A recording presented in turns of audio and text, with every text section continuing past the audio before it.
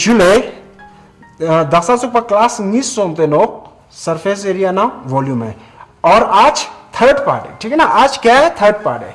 आज के क्लास में हम क्या करेंगे, जो ऐसा एक अपने कॉपी में क्या करना है, आपको टेबल जैसा बनाना है और सबका सरफेस एरिया और ये टोटल सरफेस एरिया ऐसा ऐसा करके सभी शेप्स का आपको फॉर्मूला बिना देखे लिखना है, ठीक है ना। सबसे पहले हम लेंगे क्यूब, ठीक है ना। क्यूब का सरफेस एरिया दो तरह का था। क्यूब कैसा दिखने में होता है? इस तरह से क्यूब देखने में होता है। इसका कितना सरफेस है? 6 सरफेस। तो इसका लेटरल सरफेस एरिया कौन सा होगा?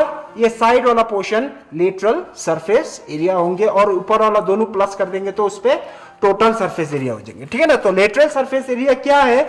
लेटरल ऐसा एरिया कितना है? ए स्क्वायर वाला एरिया कितना है इसके पास? एक स्क्वायर का area A into A square है। तो ऐसा कितना है इसके पास? 4, 1 2 3 और एक पीछे 4, ठीक है ना।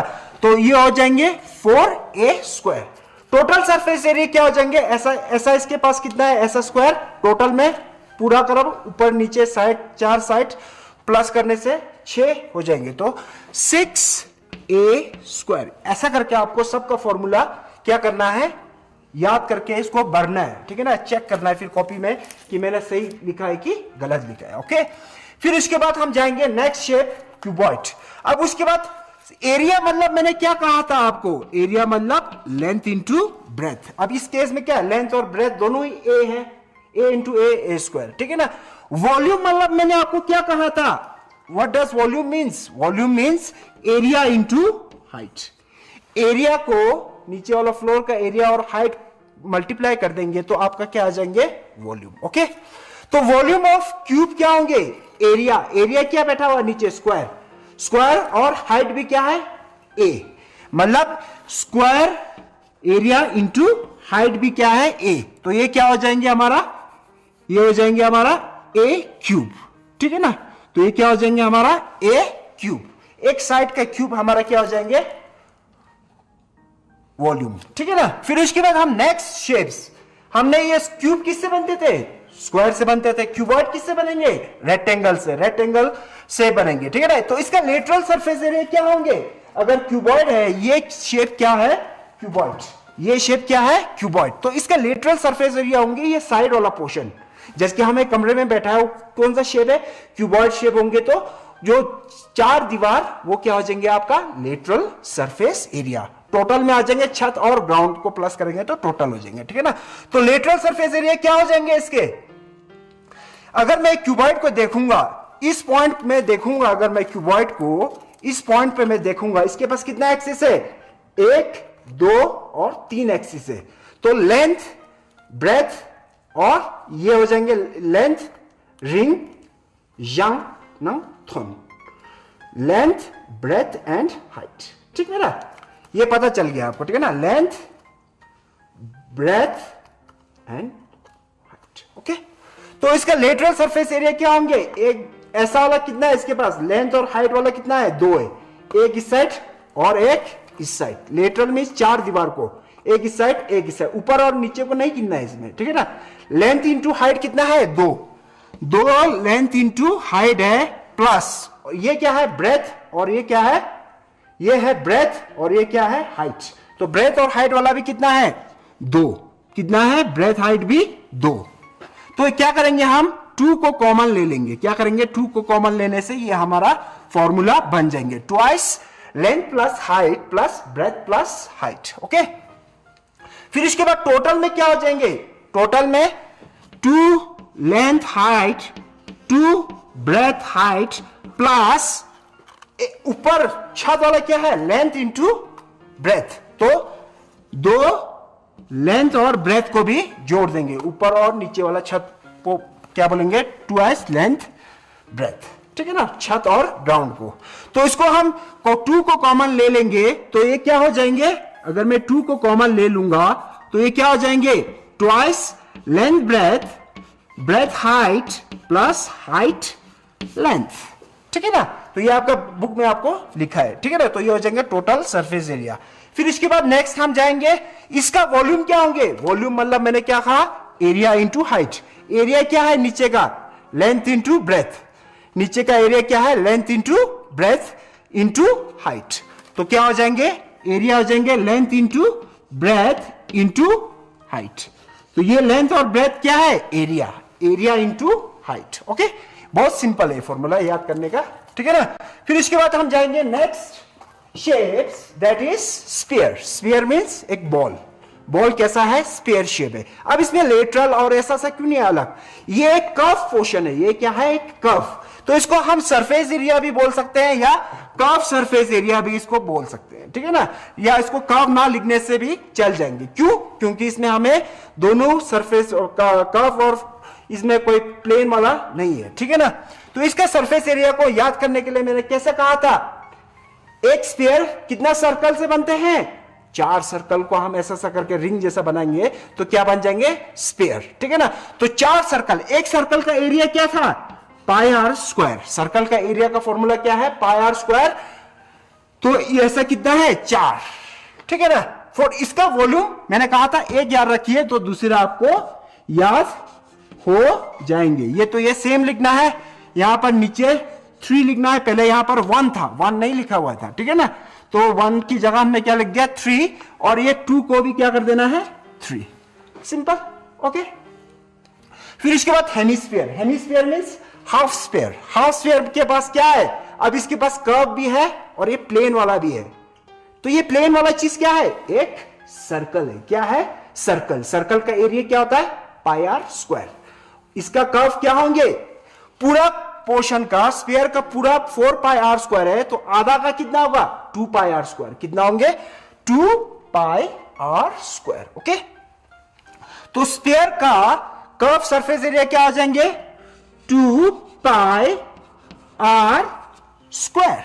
ओके, तो ये हो जाएंगे, टोटल में क्या आ जाएंगे, कर्व प्लस एक सर्कल, कर्व प्लस एक सर्कल। कर्व तो है हमारा 2 पाई आर स्क्वायर है, और एक सर्कल का एरिया क्या है, पाई आर स्क्वायर।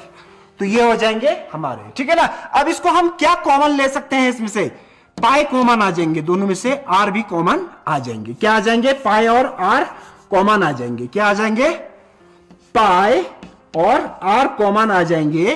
तो अंदर क्या बचा है, अंदर क्या बचा है, पाई आर कॉमन आ जाएंगे, और यहां पर बचा है 2, एक आर बचा है, और यहां पर आर स्क्वायर में से एक आर बचा हुआ है, ठीक है ना। तो 2 pi R square plus pi R square, ठीक है ना। तो ये हो गया इसका हेमिस्फीयर का टोटल सरफेस एरिया का फॉर्मूला हो गया, ठीक है ना। फिर इसके बाद सिलेंडर।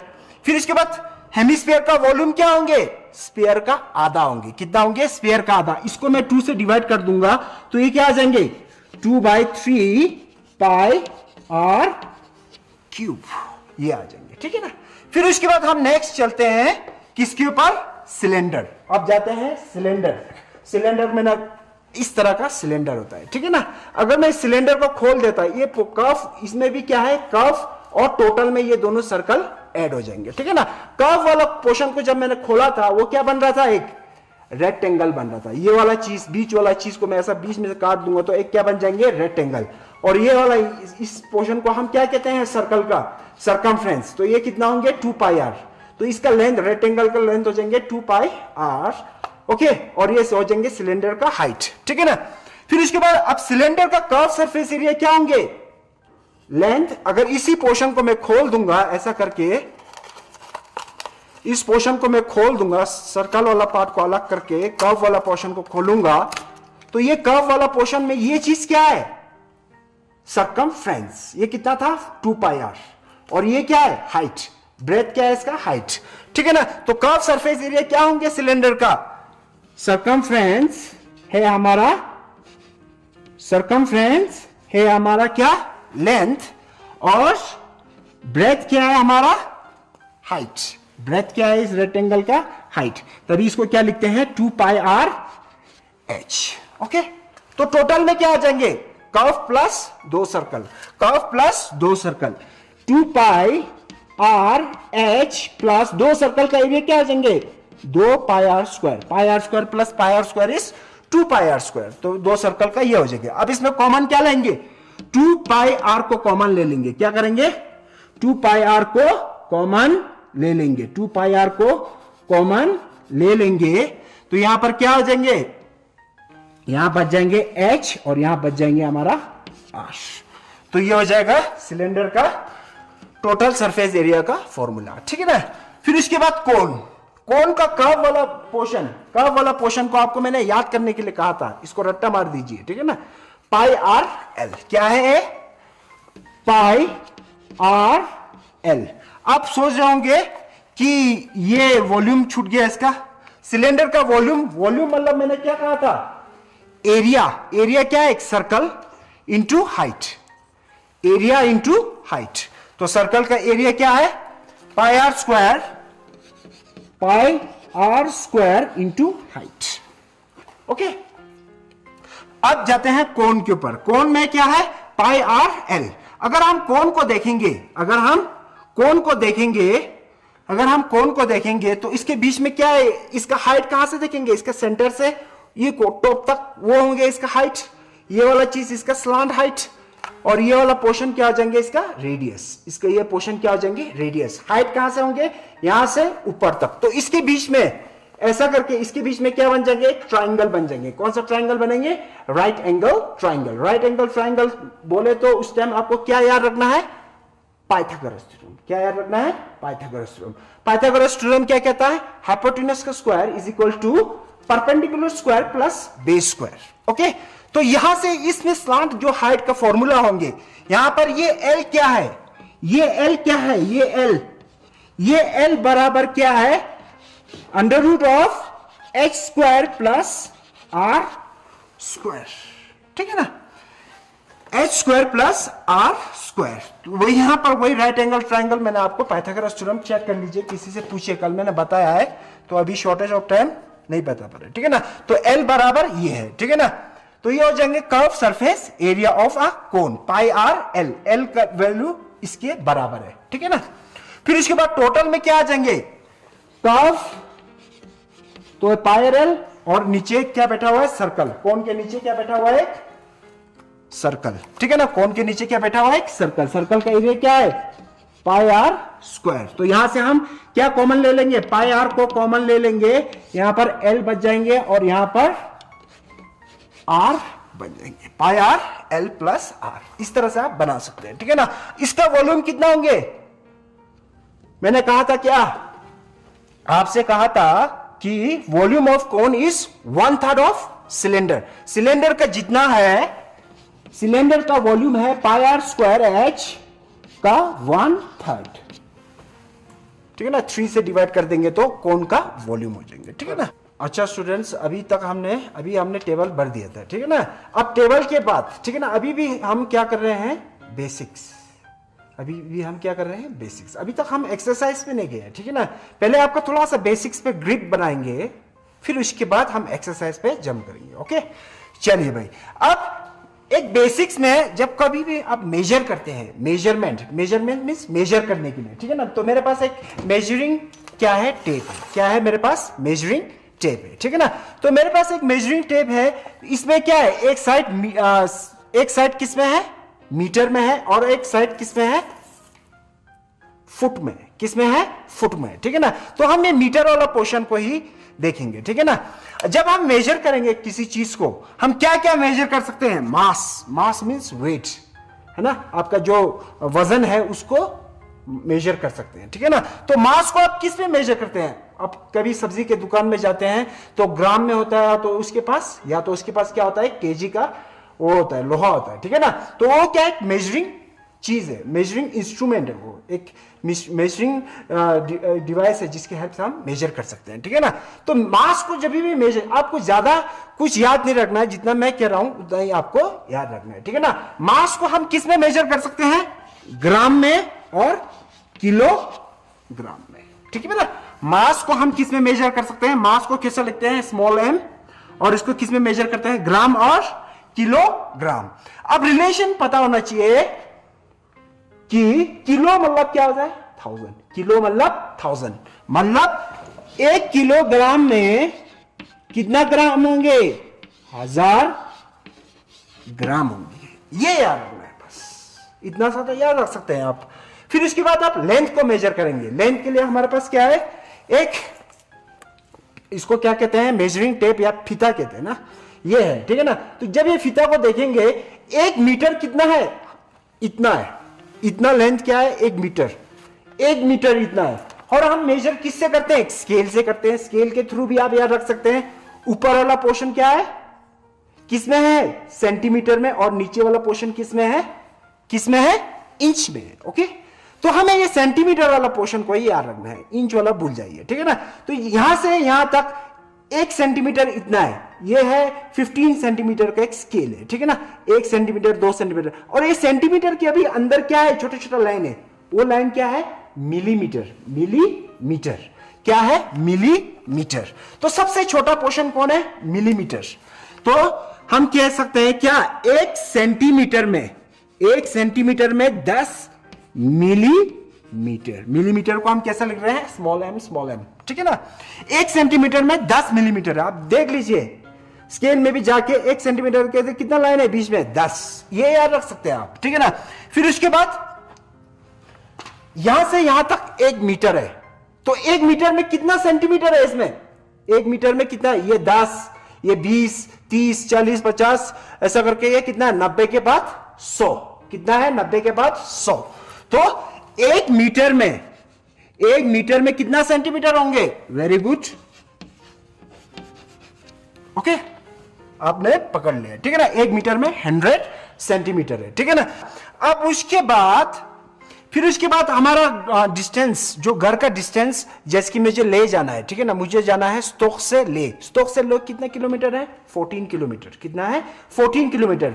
तो 14 किलोमीटर मींस 1 किलोमीटर बराबर कितना मीटर होता है, 1 किलो मतलब क्या होता है, 1000 किलो मतलब क्या होता है, 1000 मीटर। यहां पर भी हमने देखा था, किलो मतलब 1000, किलो मतलब 1000, कितना मीटर होंगे, 1000 मीटर होंगे। फिर ठीक है ना, तो ये चीज आपको पता है, ठीक है ना। फिर उसके बाद हम टाइम पे जाते हैं। टाइम को आप कैसे मेजर करते हैं, how do you measure time, you measure a time by a watch, ठीक है ना। आप एक वॉच से टाइम मेजर करते हैं, ठीक है ना। तो टाइम को जब मेजर करेंगे, एक वॉच में क्या होता है, 1 सेकंड का सुई होता है, 1 मिनट का होता है, और 1 आवर का होता है, ठीक है ना। तो अगर हम देखेंगे 1 minute, 1 minute means 60 seconds, 1 minute is equal to 60 second, ठीक है ना। फिर उसके बाद 1 आवर, 1 आवर 1 घंटा हो गया बोलते हैं ना जब। 1 hour means how much, 1 hour means 60 minute, या 60 इंटू 60 सेकेंड, या 3600 सेकेंड, ठीक है ना। तो 1 आवर में कितना मिनट होता है, 60 मिनट।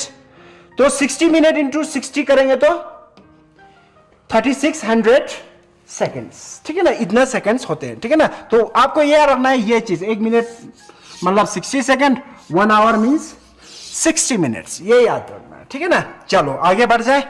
अभी तक हमने मेजरमेंट में मास, लेंथ और टाइम किया। अब नेक्स्ट मेजरमेंट हम वॉल्यूम। वॉल्यूम मतलब क्या होता है, एरिया इंटू हाइट, ओके। अब मेजरमेंट करते वक्त 1 लीटर बराबर कितना होता है, कितना मिलीलीटर होता है, मिली मतलब मिलीलीटर। 1 लीटर बराबर 1000 मिलीलीटर होता है, ठीक है ना। जब आप कोई भी कोल्ड ड्रिंक्स देखते हो, वो छोटा वाला कोल्ड ड्रिंक्स जिसके उसका 350 ml का होता है, बड़ा वाला कोल्ड ड्रिंक्स 1 लीटर का होता है, इस तरह से होता है, ठीक है ना। तो कोल्ड ड्रिंक को आप देखेंगे 1 लीटर बराबर कितना होंगे, ठीक है ना। अगर आप कोई भी बैरल को देखेंगे तो बैरल कैसा शेप होता है, सिलेंड्रिकल शेप होता है, ठीक है ना। इसमें कितना पानी आ जाता है, 1000 लीटर कुछ इसमें पानी आ जाता है, इसमें 1000 लीटर होता है, ठीक है ना। तो ये 1000 लीटर बराबर, अब जैसे कि कोई 1 लीटर बराबर कितना होता है बोले तो 1 मीटर उसका लेंथ होना चाहिए, 1 मीटर उसका ब्रेथ होना चाहिए, और 1 मीटर उसका हाइट होना चाहिए। तो 1 लीटर उसमें मतलब 1000 लीटर उसमें पानी आ जाएंगे। कितना आ जाएंगे, 1000 लीटर पानी आ जाएंगे। 1 मीटर लेंथ, 1 मीटर ब्रेथ, और 1 मीटर हाइट, ठीक है ना। तो ये लेंथ, ब्रेथ, हाइट कितना होना चाहिए, 1 मीटर, ठीक है ना। 1 मीटर इतना होना चाहिए, ठीक है ना।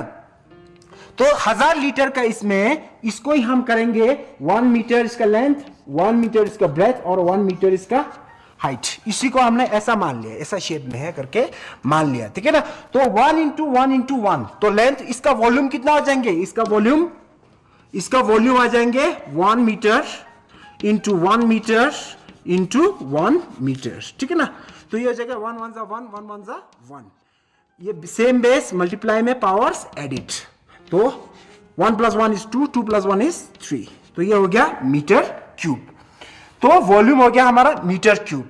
अब 1 मीटर क्यूब बराबर कितना है, 1 मीटर क्यूब बराबर 1000 लीटर है। कितना है, 1000 लीटर। 1 मीटर क्यूब में 1000 लीटर होंगे। अगर आप ऐसा डायमेंशन का कोई भी क्यूबॉइडल शेप में देखेंगे जिसका लेंथ ब्रेथ हाइट 1 मीटर कर देंगे, तो उसके अंदर कितना कैपेसिटी होगा वाटर का, 1000 लीटर। ओके, अब लीटर और अभी तो हमें पता चल गया 1 लीटर बराबर 1000 ml, 1 मीटर क्यूब बराबर 1000 लीटर। हमने कैसे याद रखा आपको बता दिया, ठीक है ना। फिर इसके बाद अब हमें लीटर और सेंटीमीटर में क्या रिलेशन होंगे ये भी तो हमें पता होना चाहिए, ठीक है ना।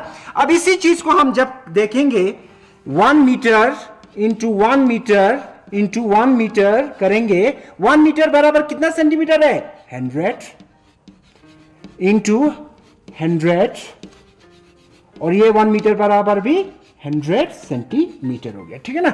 अब इसी को हम देखेंगे 100 कितना जीरो है 1 के साथ, 1 2 3 4 5 6, इसके ऊपर 6 जीरो है, ठीक है ना।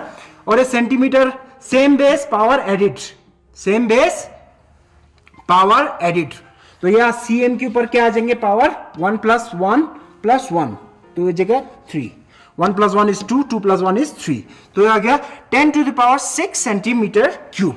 मतलब ये कितने के बराबर है, 1000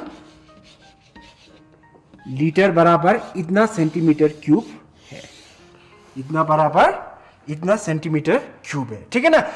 अगर आप if you see a cold drink bottle, if you see a cold drink bottle, what you will find that it has a capacity of 1 liter.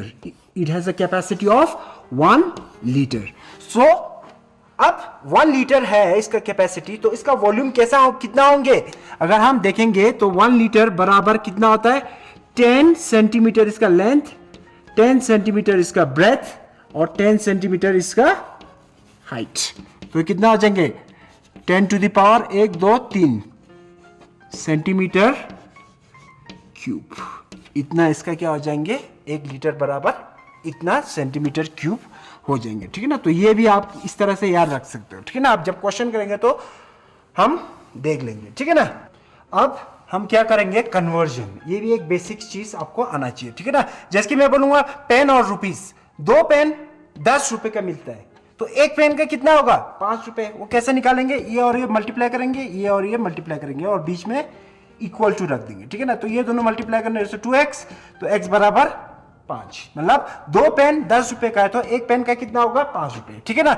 अगर मैं मीटर और सेंटीमीटर में चेंज करना होगा, 1 मीटर में 100 सेंटीमीटर होता है, अभी याद किया था हमने, ठीक है ना। अगर मैं पूछूंगा 50 सेंटीमीटर में कितना मीटर होंगे, यहां पर लिख देंगे x और क्या करेंगे, ये दोनों को मल्टीप्लाई करेंगे, 100 इंटू x, 100x = और ये और इसको मल्टीप्लाई करेंगे, 50 1 जा 50, तो x बराबर क्या आ जाएंगे, मल्टीप्लाई इस साइड जाएंगे तो डिवाइड, 50 डिवाइडेड बाय 100, 1 0 1 0, 5 1 जा 5, 2 जा मींस 1/2 = 0.5, ये कितना आ गया 0.5 मीटर बराबर आ जाएंगे, कितना आ जाएंगे 0.5 मीटर। इस तरह से आपको चेंज पता करना होंगे, ठीक है ना।